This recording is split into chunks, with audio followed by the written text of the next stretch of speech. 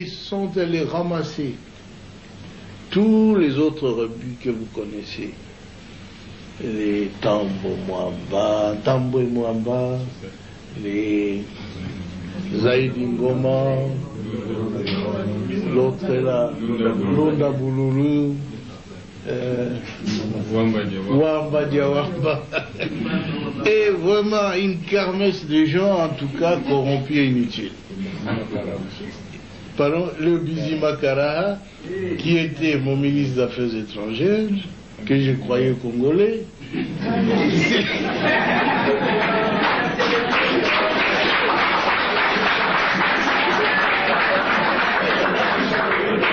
Et à ma très grande surprise, quand j'avais demandé à cette armée de se retirer, et avait déjà fermé des valises, ils disent, leur armée se retire, ils se sentent en insécurité. Je dis, mais non, votre armée reste. C'est l'armée rwandaise qui se retire. C'est pas la vôtre. Mais ils ont disparu. Et j'ai compris qu'ils n'étaient pas congolais alors. Parce que l'armée qui s'est retirée était rwandaise. Ah oui. Un ministre congolais, un ministre d'État a disparu. Un ministre des Affaires étrangères a disparu. J'ai dit, nous étions infiltrés alors. Infiltrés au sommet de l'État. Alors ainsi on aura pu découvrir des documents où Kagame dirigeait ces gens-là, où il complotait pour que les Tutsis prennent la tête de ce grand pays qui n'est pas le leur. Alors ça en est trop, hein.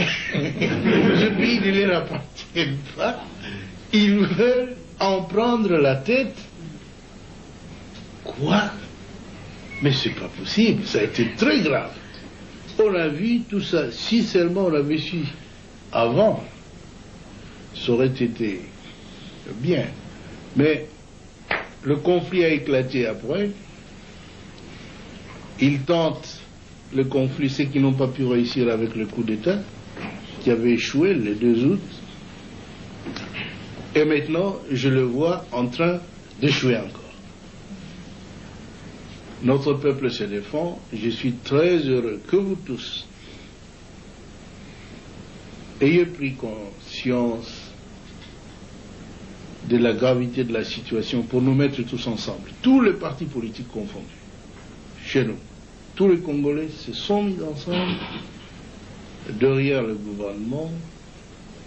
Ils m'ont soutenu, je dois l'avouer très sincèrement. Et je ne sais même pas ce que je ferai pour les rendre.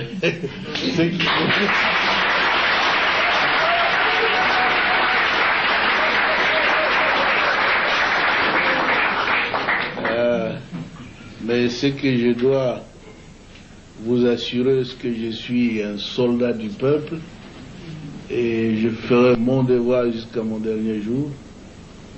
Je veux que mon pays soit totalement libre et en tout cas un pays moderne qui se développe, où sur le plan social nos villages doivent être transformés parce que tout le monde a...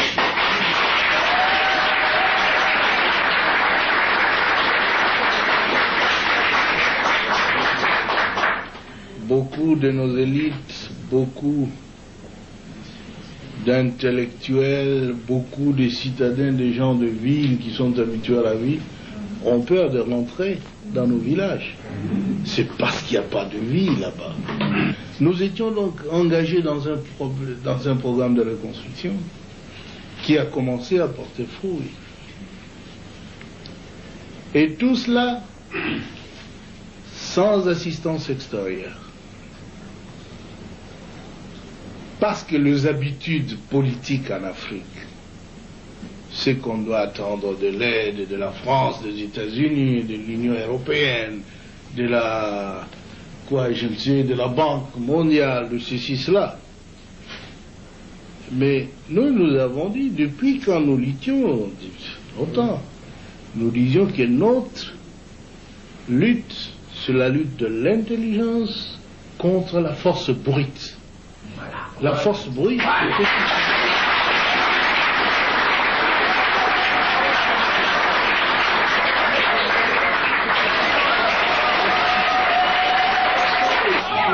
nous disions alors dans un des congrès au Maquis où il a participé en 1976 que parce que nous avons tout dans notre pays, nous ne pouvons même pas les demander de l'assistance de l'homme. Il faut utiliser l'intelligentsia nationale pour transformer tout ce que nous avons.